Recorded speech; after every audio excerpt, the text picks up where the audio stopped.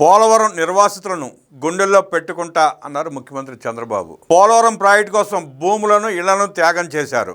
వారి త్యాగ ఫలితంగానే ప్రాజెక్టు సాకారం అవుతోంది. నిర్వాసితులను గుండెల్లో పెట్టుకుంటామని ముఖ్యమంత్రి చంద్రబాబు వ్యాఖ్యానించారు. పోలవరం ప్రాజెక్టు నిర్వాసితులతో సమావేశమయ్యారు ముఖ్యమంత్రి. భూసేకరణ పునరావాస పరిహార ప్యాకేజీ కింద మూడో విడతలో 226.61 కోట్ల రూపాయల చెక్కును నిర్వాసితులకు అందజేశారు. ఉగాది పండుగను పురస్కరించుకుని మూడో విడతగా నిర్వాసితుల ఖాతాలకు ఈ మొత్తాన్ని జమ చేస్తున్నట్లు ప్రకటించారు. పోలవరం ప్రాజెక్టు రాష్ట్రానికి జీవనాడని, అది పూర్తి కావడంతో పాటు నదుల అనుసంధానం జరిగితే రాష్ట్ర వ్యాప్తంగా ప్రయోజనం కలుగుతుందని తెలిపారు. గత పాలకుల నిర్లక్ష్యం వల్ల డయాఫ్రమ్ వాల్ దెబ్బతిందని నిపుణులతో అధ్యయనం చేయించి ఇప్పుడు మళ్లీ 1000 కోట్ల రూపాయలతో కొత్త డయాఫ్రమ్ వాల్ నిర్మాణం చేపడుతున్నామని స్పష్టం చేశారు. వారం రోజుల డయాఫ్రమ్ వాల్ నిర్మాణం పూర్తవుతుందని, ప్రాజెక్టులో ముమ్మరంగా పనులు జరుగుతున్నాయన్నారు. 21 నెలల్లో ప్రాజెక్టు పనులు ముమ్మరం చేశామని వివరించారు.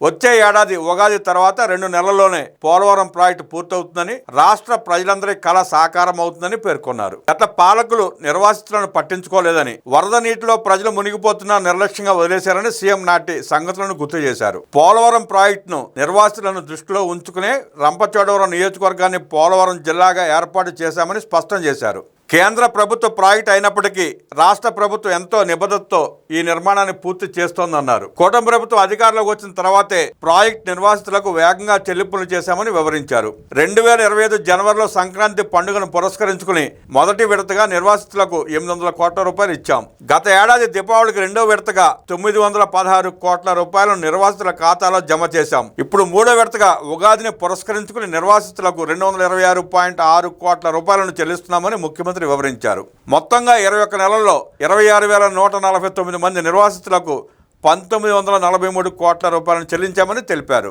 2 దశల్లో జరిగే ప్రాజెక్టు నిర్మాణంలో భాగంగా తొలి దశలో 38,068 మంది నిర్వాసితులను తరలించేందుకు చర్యలు చేపట్టాం. 75 నిర్వాసిత కాలనీలలో ఇప్పటికీ 26 పూర్తయ్యాయి. ఇంకా 49 కాలనీలు నిర్మాణంలో ఉన్నాయి.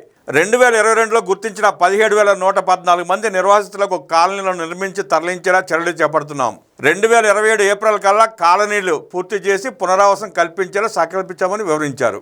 ఇంకా 3,500 కోట్ల రూపాయల మేర ఖర్చు చేయాల్సి ఉందని తెలిపారు. ప్రతి నిర్వాసితుడికి 3,50,000 మేర ఇంటి నిర్మాణం కోసం ఇస్తున్నామని, ఇంటి జాగా కోసం ఇచ్చే మొత్తాన్ని 2 లక్షలకు పెంచామని తెలిపారు. గత పాలనలో జరిగిన తప్పులను సరిదిద్ది నిర్వాసితులకు న్యాయం చేయాలనే లక్ష్యంతో ముందుకెళ్తున్నామని తెలిపారు. పునరావాస పరిహారాన్ని పారదర్శకంగా నిర్వాసితులకు చెల్లిస్తున్నామని చెప్పారు. మూడోమారు గోదావరి పుష్కరాలు నిర్వహించే గౌరవం తనకు దక్కిందని, పుష్కరాల కంటే ముందే ప్రాజెక్టు పూర్తి చేసి జాతికి అంకితం ఇస్తామని స్పష్టం చేశారు. గత పాలకుల నిర్లక్ష్యం కారణంగానే ప్రాజెక్టు 6-7 ఏళ్ల పాటు ఆలస్యం అయిందని నిర్వాసితులకు వివరించారు. కాంట్రాక్టులను, ఇంజనీర్లను మార్చకుండా ఉంటే ప్రాజెక్టు పూర్తి అయిపోయేది. నిర్వాసితులకు కూడా పూర్తి న్యాయం జరిగి ఉండేది. పోలవరం ప్రాజెక్టు పూర్తి చేసే కంటే ముందే నిర్వాసితులందరికీ న్యాయం చేస్తామని సీఎం హామీ ఇచ్చారు. ప్రాజెక్టు పూర్తికి మరో 5,000 కోట్ల రూపాయలు ఖర్చు చేయాల్సి ఉంది. పోలవరం ప్రాజెక్టు కోసం త్యాగం చేసిన నిర్వాసితులంతా ప్రజల హృదయాల్లో నిలిచిపోతారని వ్యాఖ్యానించారు. నిర్వాసితులు అంతా సంతోషంగా ఉండాలన్న లక్ష్యంతోనే తాము పనిచేస్తున్నామని తెలిపారు.